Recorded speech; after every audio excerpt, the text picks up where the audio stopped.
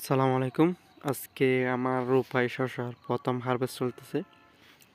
আমার রূপাই শসার গাছের বয়স হচ্ছে আজকে এই 50 থেকে 52 দিন।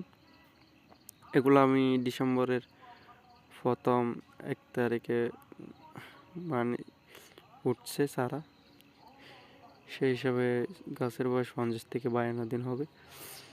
আজকে আমার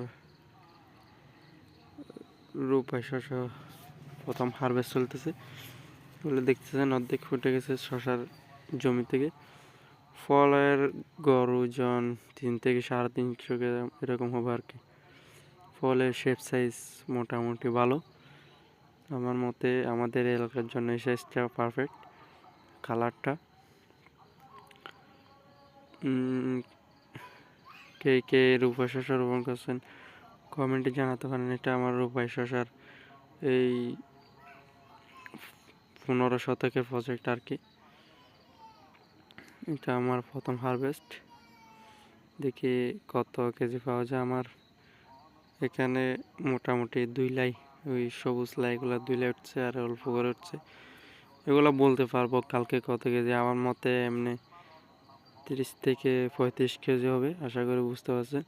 তারপর আমি কত কেজি হচ্ছে এটা কমেন্টে লিখে দেবো। আসসালামু আলাইকুম।